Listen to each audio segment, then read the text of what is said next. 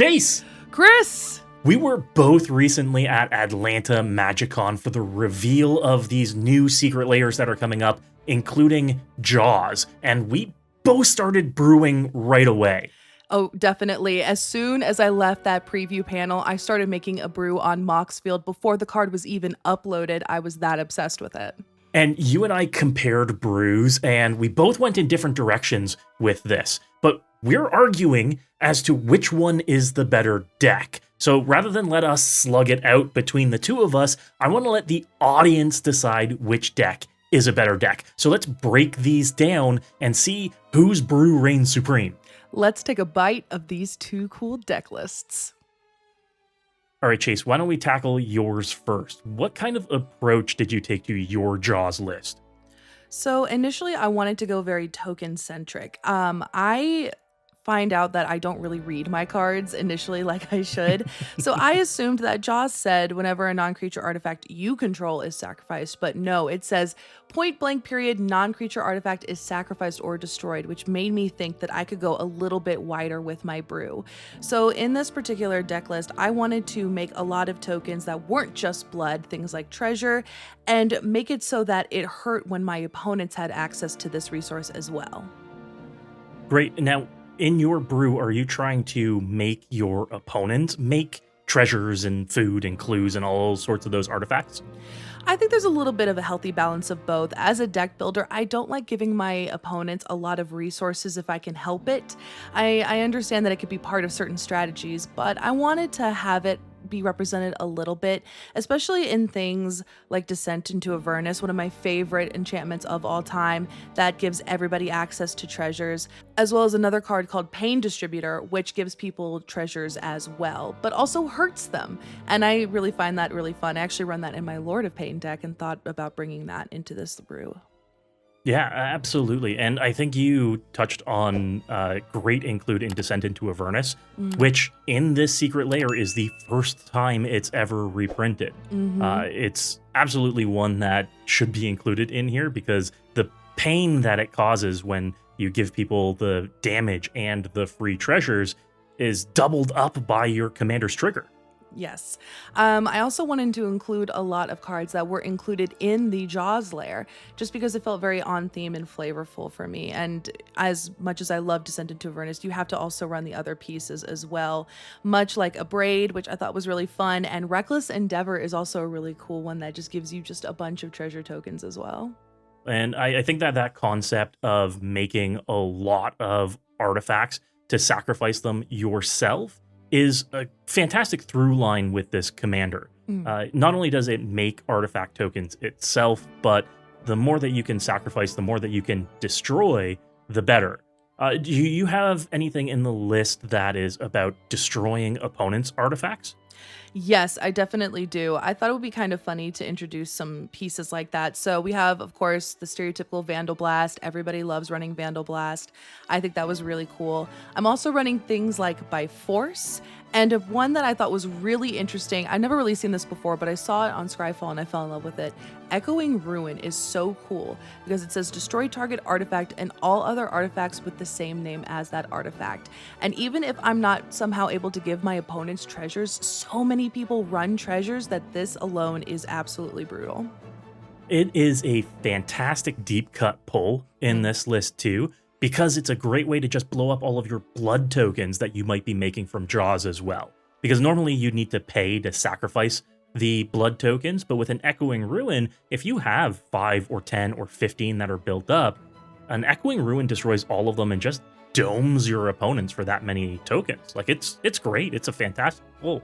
It was absolutely disgusting. I just think it's just so fun to run pieces like that. Along those lines, in my list, I actually run Meltdown, which is another deep cut pull on this. It's just an X and a red to destroy all artifacts with mana value X or less, which is a great way to blow up all tokens at once. Even if you aren't making your opponent's tokens and you've made a bunch, it's 1 mana to just blow up everything and dome everyone for that much damage. I think it's an incredible pull and another deep cut for a list like this. I just find synergies like that to be so exciting, especially when we have newer commanders being made and finding like these deeper and older pieces. I feel like nowadays a lot of times we want to run newer pieces and we're kind of blinded by that thrill, and finding pieces that are older than like 15 years is just really amazing. Now, I see that you included my boy, my favorite, Academy Manufactor. I think that a lot of people are not going to resist the pull of including Academy Manufactor in their lists, and it took every ounce of strength that I have to not put him in my list either. What kind of good stuff are you doing to create treasures in this deck? I'm so happy that you mentioned that, because I remember you posted on Twitter or Blue Sky saying, this is the perfect Academy Manufactor deck. And when I saw your list, I went, where is he? So I feel lied to. But there's so many great ways to create treasures in this deck in particular. Some things that I like, of course, we have Ancient Copper Dragon, which is disgusting. Oh, yeah. A new addition I threw in here for absolute hilarity, Knuckles the Echidna is a very good treasure maker. And then, of course, you have something that's familiar like Descent into Avernus. But then one that I put in here that I couldn't help, again, because it also got recently released as a lair, which is Reaver Cleaver. And that is such an absolutely disgusting equipment that is so good, I think, with Jaws, because not only do you make artifacts of one kind, but it then makes you artifacts of another kind. Yeah, and that can make for a lot of artifacts all at once. Mm-hmm. You mentioned Knuckles, and you also have Hellkite Tyrant in your list, cards that I've included in mine too, because you just end up having so many artifacts in play at once, most of them being tokens. This is a very valid win con here too. I agree. I initially wanted to avoid Knuckles because for some reason I've kind of grown away from using alt wing cons. But I think with a commander as aggressive and as mana intensive as Jaws, it's good to have a couple of backup plans just to make sure that you're not feeding so much into that commander tax later down the line. So Knuckles I thought was a really good one that felt very fair because it is 30 or more, whereas Hellkite Tyrant, yes, it is cool and 20 or more, but that is so doable in a game of Commander. Now, you've got a couple other cards in this list that overlap with my deck too, and I think that a lot of people go to when we're making this many artifacts, and that's Reckless Fireweaver, Ingenious Artillerist, and Weststalker Ardent, the newest one. They all do the same thing in dinging each opponent whenever you have an artifact enter the battlefield, and when Jaws can be making you 5 or more artifacts at a single time, they're just too good to include. It's you don't want to leave any damage on the table with a commander like this. And when you have pieces like this that are not only affordable to the average, commander player and deck builder, but they're just so worth the mana as well. They're absolutely fantastic. There's even one that I discovered in, I believe it was the March of the Machine Commander, which is Hedron Detonator, which only does it to target opponent, but it is still, again, damage that is going to turn from a tiny little pile of sand into a mountain very quickly in a deck like this. Right, and a card like Hedron Detonator is a great way to start getting rid of those artifacts without paying mana to do it. If you want to get rid of a food or a clue or a blood token without paying mana, Hedron Detonator lets you tap and sacrifice 2 artifacts to dig a little bit deeper into your library, which is always useful. It's the same reason why I love Professional Facebreaker so much. While that's only treasures that you can sacrifice, it does dig you deeper and give you a way to sacrifice these tokens on demand. Definitely being able to transfer these sometimes mana intensive tokens like clues, food, and treasure, and turn them into card advantage, it makes a very big difference in a deck like this, especially in red when card draw can be so frivolous or even a little bit difficult to obtain without getting rid of things. Now, you've got a few other things in this list that overlap with mine. Great minds think alike after all. In O'Hare Exonal, Solfim, and Torbrand. Any way to increase the damage that Jaws does, in some case by a magnitude, is a great way to end the game quickly. You drop one of these, sacrifice a bunch of artifacts, and it's game over. Yeah. Again, finding ways to turn what you're already doing into even greater amounts of damage is so fun to me. And I really like that Jaws only deals 1 damage to each opponent, so it feels less impactful. But then again, when you have something like the Oryxonal, where it translates that into higher damage, and then Torbjorn sees that and makes it even bigger, and then Salfa makes it twice as much, it's absolutely disgusting. And also putting those on bodies, I think, makes a difference, especially when enchantment removal is starting to become a little bit more prominent nowadays, especially in Commander. And I think it's fun, especially putting them on pseudo-indestructible bodies too. The Oher comes back after it's destroyed, and you can just make Salfum indestructible at the tip of a hat. Forget about burn. This is more a synergistic way to tick down opponents. You're not dealing combat damage in all of these instances. Even though Jaws really wants to get in for damage to make those blood tokens, I think that in your list at least, Jaws can function like an enchantment and doesn't really have to go into the red zone. Yeah, I wanted to not rely too heavily on him as a commander. I feel like nowadays a lot of people brew decks, and if their commander is not out on the battlefield, then you are really hurting.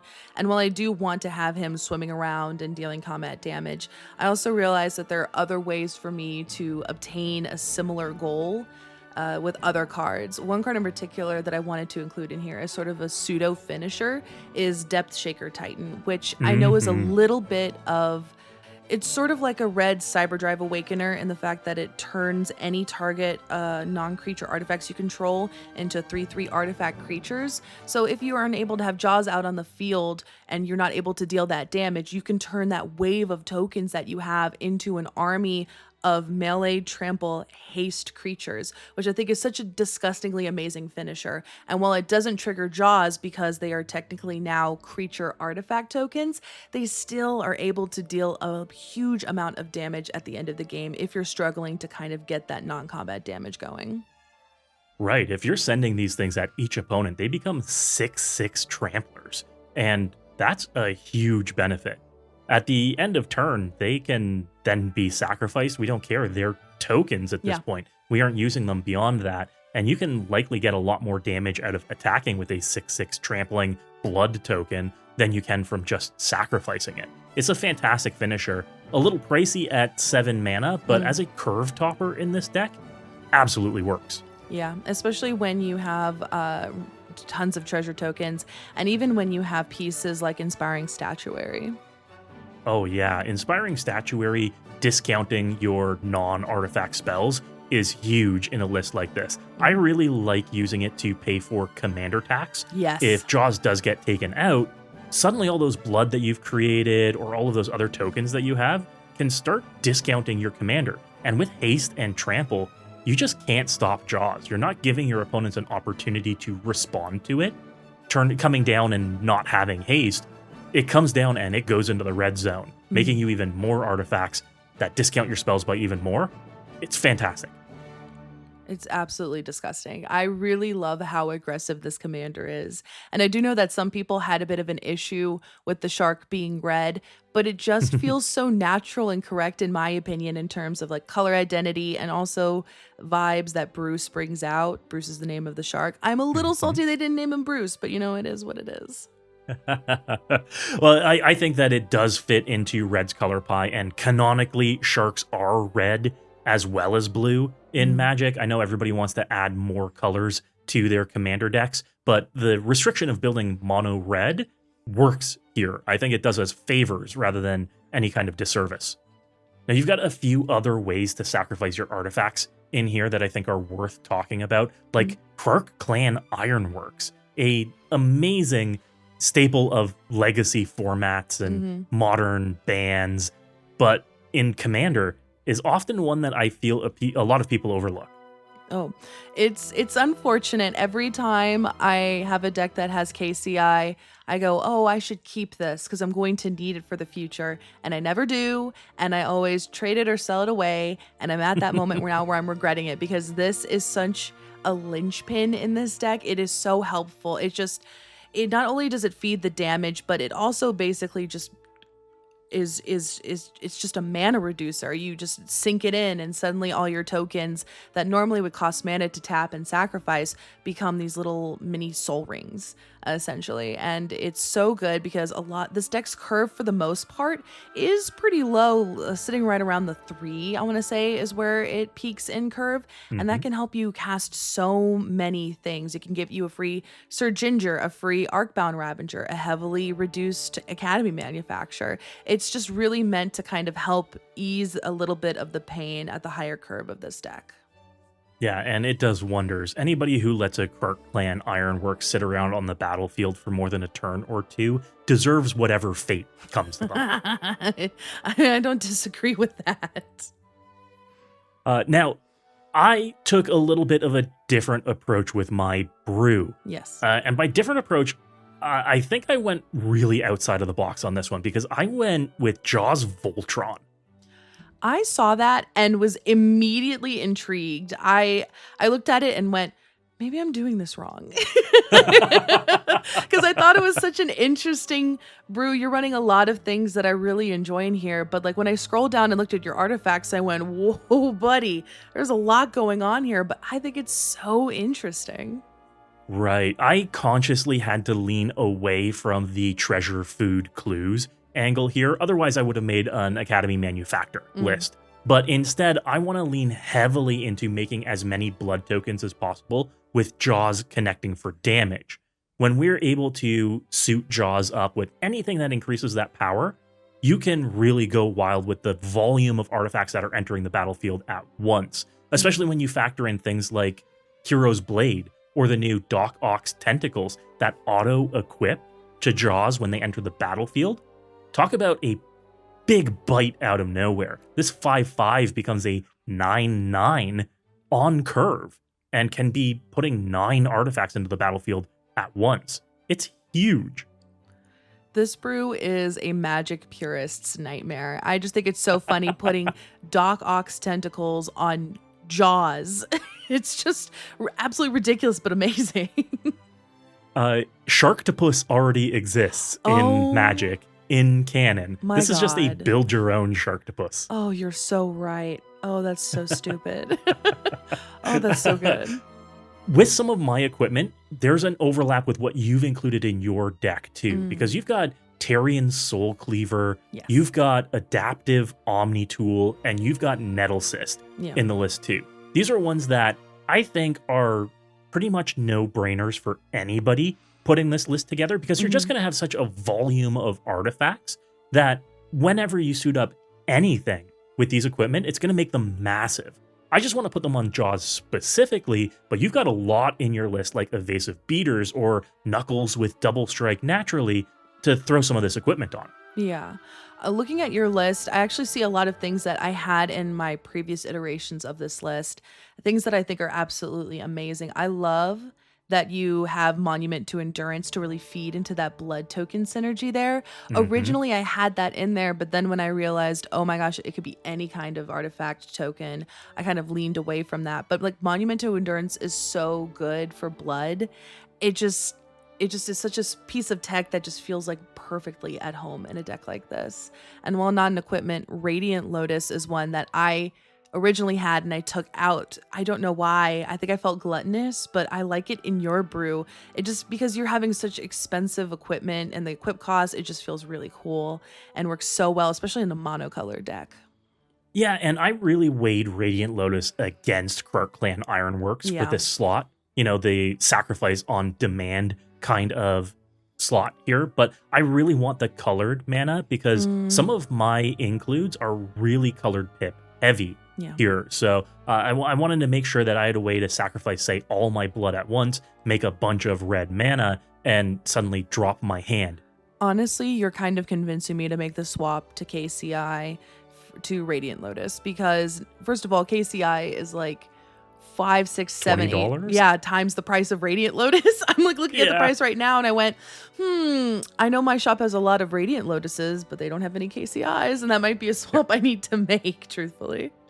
Yeah, absolutely. And remember that it's not just the mana that Radiant Lotus makes, it's sacrificing those artifacts. And again, in my blood-heavy build here, you don't want to pay the mana to be able to sacrifice all of those blood. You want to be able to do that through ways like Radiant Lotus. And I've included cards like Extruder in my list too, which just say sacrifice an artifact, put a +1/+1 counter on target creature.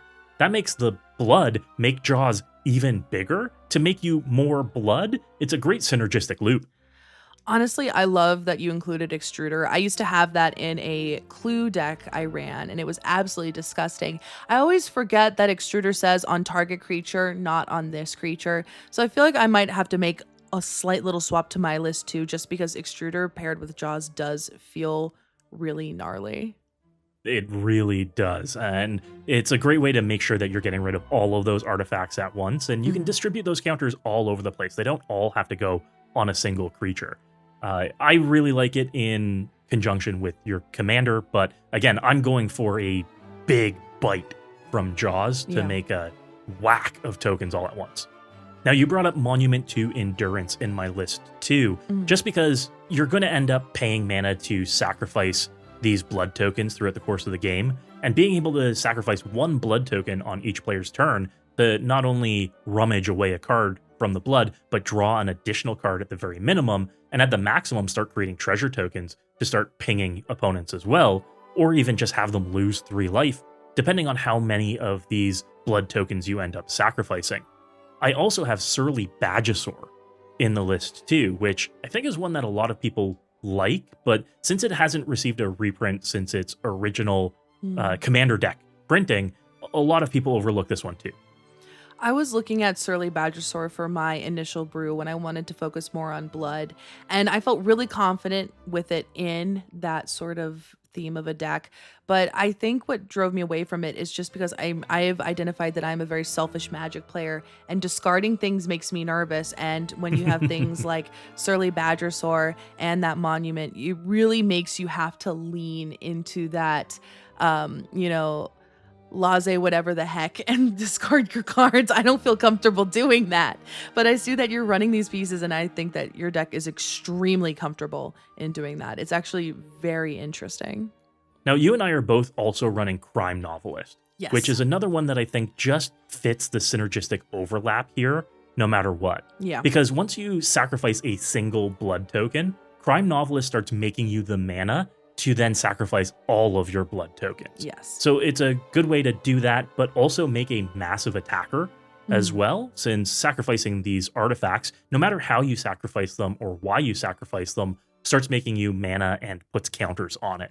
It's a great little uncommon that a lot of people like, and I'm really surprised is just the 65 cents that it is for this great uncommon. I remember when it used to be around like $1 or $2, but I think it fell just because people were kind of overhyping it. I think it fits perfectly in here, especially in a Jaws deck, because it's a crime novelist. And so when you're making blood, you're sacrificing the blood and he gets bigger. So he becomes a bigger, better author because you're making blood. Ooh. I think that's a fun little flavor win in a brew like this. Now, we talked about some of the damage increasers that you've got in your list. O'Haraxonal, Soulfim, Torbran. I went really heavy on the damage doublers here with Fiendish Duo in my list, as well as Gratuitous Violence and Spiked Corridor as well. Spiked Corridor, the other half of it, Torture Pit, does what Torbran does too. So I'm really going all in on Jaws as my real damage engine. Everything else is just value multipliers with it. But one that you did not bring up that has become a personal favorite of mine is your inclusion of Twin Flame Tyrant. One of the best damage doublers to be made in recent times. I love it. I love a Fiendish Duo, but there's just something so absolutely gluttonous about a flying damage doubler that just feels so at home in this brew. Yeah, and Twin Flame Tyrant is great. It is the newest damage doubler on the block, and it goes head-to-head with a lot of the damage doublers in here. It's important to note that Fiendish Duo also works for opponents' damage to opponents. It's not just a source you control too, which is one of the reasons why, since it got a reprint and dropped down to less than $1, I want to include it in every one of these brews that has so many damage triggers. Now in my list too, since I'm really equipment heavy, I know that it's not always realistic to have Jaws come down and immediately suit him up with some of these equipment. So I do have a few other things in the list that I do want to suit up with equipment, like Olivia's Attendants, which does the exact same thing that Jaws does in terms of making blood tokens whenever it deals damage. Now, Jaws does only create the blood tokens when it deals damage to a player. Olivia's Attendants makes that many blood tokens when it deals any kind of damage, which starts getting really crazy. I did not notice that. I was looking at a lot of things that made blood initially, and I did lay eyes on Olivia's Attendants, but I don't read. I think I might be illiterate because I just went, well, I don't really want to swing with this. I didn't consider the fact that if you have it deal the damage, it's going to make that many blood tokens. That is absolutely vicious. Another one that kind of does something similar in your deck, I noticed that's using unconventional tokens, I should say. I see that you're running Rose Cutthroat Raider. I think that's such an interesting include because she makes junk and she cares about when you sacrifice junk, but I'm curious as to why you're running Rose. Well, so Rose makes a junk for each opponent you attack. So if you send attackers at multiple opponents, you can be making 3 junk a turn. And junk is just an impulse draw token. So it gets you 3 cards deeper into your deck if you attack 3 different opponents and makes you 3 mana. With Rose out, when you start sacrificing junk, it's card advantage and it's mana generation. These things are like a clue and a treasure had a baby with each other when Rose is in play. And then with Jaws out, it domes your opponents for damage too. I think it's another great overlap of synergies here. Plus, I think junk is like blood in that it's really underrated as a treasure or token type. Again, this is a magic purist's nightmare. You're running Jaws, you're running Spider-Man, and you're running Fallout. And I see that you're running that Final Fantasy skinned professional facebreaker, so let's throw that in there too. So many non-magic IPs. I've got Freya Crescent in here too, which is the mana dork for equipment from Final Fantasy. I am crossing UB boundaries in here. I am going with pure mechanical wins here. Flavors out the window. One of the cards that I really want to include in this deck, and I know not everybody's going to be able to include, is Roaming Throne. When your commander has 2 triggered abilities on it, one for damage and then one for sacrificing tokens, anything that doubles up on those triggers is just as good as a damage doubler in these decks. So I really wanted to make sure that it was included, even if it's one of the most expensive cards in the list. See, I'm really glad you explained that because I was really curious as to why you were running Roaming Throne. And I think that's a really good difference between our deck building styles because I don't feel comfortable running pieces like that unless it's synergistic with more than one piece in my deck as opposed to just being the commander. But at the same time, you really can't deny the value that you're getting. Again, when you were correct, you're getting 2 triggered abilities. And with Jaws being as powerful as it is, you're going to want to get that excess damage and those excess tokens. Roaming Throne doesn't have to name Jaws. It just has a great overlap with the most consistent card of your deck, of course with 2 triggers on it. But depending on what portion you are of the game, what area you are, how long the game's gone on, Roaming Throne can come down and name any of your creature types to get more triggers off of that. And I think that a lot of these, like naming Dragon, so that Gold Lust Triad gets some bonuses here, is a good way of doing this too. Coming down and naming Human just to get more Reckless Fireweaver triggers off of this, or Ingenious Artillerist triggers off of this, are great if Jaws can't be out. Again, it acts like a damage doubler with a lot of the pieces that you have. I see what you're saying. I still feel weird running it, but at the same time, it does so much synergy with your pieces, especially because you are running 3 dragons, you are running 3 humans, so it does have a backup plan if you do not have your commander out. And some of the pieces, especially the equipment that I have, has some overlap too. I have 2 life gain equipment in here in Basilisk Collar and Shadow Spear, because not just Jaws, but a lot of the deck throws damage around. Getting to gain life in a red deck is incredibly valuable. I run both Shadow Spear and Basilisk Collar in my Lord of Pain deck, and those equipment make such a difference in your game, especially when you're dealing loads of damage. You have to remember that people are going to be gunning for you. If not you, then your commander. So you really need to guard your life total closely. And it also doesn't hurt to help kind of lighten the load against pieces like Descent into Avernus, which hurts everybody.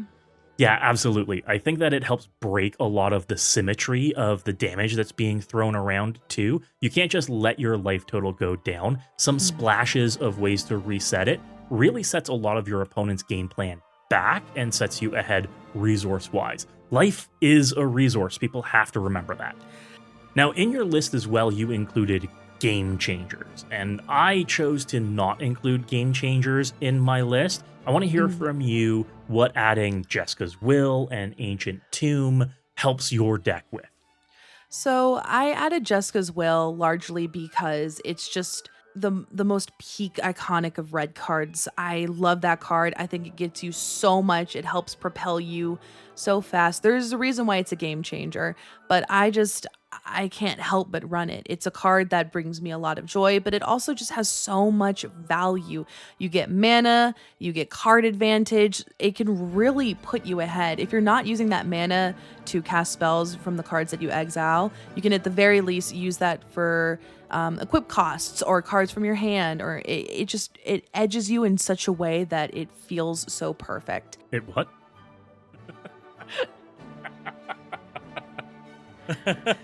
Whatever. Whatever. I like your inclusion of Seething Song over Jeska's Will because, well, I do acknowledge that it's such an amazing card. I do feel like I kind of limit myself with the Jeska's Will, where I feel I am leaving value on the table if I do not cast it for both modes. So I feel like I would rather let it rot in my hand than cast it to maybe get one or the other when I'm so greedy and I prefer both. And Ancient Tomb, unfortunately, is a little bit of a meme on my deck brewing stream. We always throw in an Ancient Tomb, no matter what. I don't know why we do it. It started out as a joke when we would have cuts. We would go, okay, just cut 2 lands and add an Ancient Tomb. And now it just feels like a little bit of a signature so that you know it's my deck is popping an Ancient Tomb in there. Now, were there any cards that you couldn't or didn't include in the list? There was a lot I was looking at. Some pieces that initially I wanted to run was Tezzeret Cruel Captain. He's the new colorless planeswalker from Edge of Eternities. I just thought he was so interesting, but I think I just had new card blindness with him. And then there's a card that hasn't even been printed yet that I put in my sideboard, maybe board, what have you. It's from the upcoming Avatar set. It's called Fated Firepower. And I was really eyeballing that, and I even showed my deck list to chat to get their opinion on it, and they told me that this card was the card for the list. But I got intimidated by that mana value. I got intimidated by the pips, I got intimidated by the X, and ultimately I just wanted to run something that I know I could have in hand now, and also something that no matter what, I did not have to sink something into it to maybe get damage. And the final card, the one that I want to highlight the most, that I wanted to run but ultimately cut, is Commander's Sphere. I just thought it was too cute to run. It wants you to sacrifice it to get card draw, but it's a 3-mana rock and it only taps for red, which again, not a bad thing, but I felt like I was being a little too cheeky running this, and I wanted to have a bit more, I guess, aggressiveness in my brew. And so Commander's Field just felt like I was just doing a cute little nod to the audience and not really serving what the deck wanted to do. Now, I really wanted to include extra combat stuff in my deck, especially on Genji Glove or Full Throttle or Seize the Day, just so that you can get through and make more and more and more blood tokens. In combination with Inspiring Statuary, this makes these spells a lot cheaper, as well as you deal more damage and make more blood. It discounts these spells a lot, especially a Full Throttle or a Seize the Day for multiple combats in a row.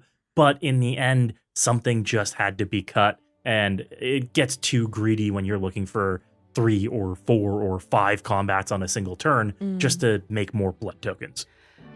Extra combat spells are also pretty mana intensive, or they end up being incredibly painful for you, giving you a huge drawback, like making it so that you lose the game next turn. But it just, I can see why you cut it. It also feels like you would want your deck to do too many things with the inclusion of that. And I think because you went in such an unconventional way, I think you really wanted to narrow yourself. And I think that is incredibly smart because this is a pretty tight looking list. Yeah, make Jaws big, make Jaws attack. That's kind of the crux of it here. And I think regardless of the kind of list that you're putting together, whether it be one like yours that's going after multiple artifact types, or one like mine where you really want to punch in with a big Jaws for a ton of blood tokens, either way, there's a lot of overlap here, and there's a lot of different directions that you can take the individual includes in. Now, I want to leave it up to the audience right now.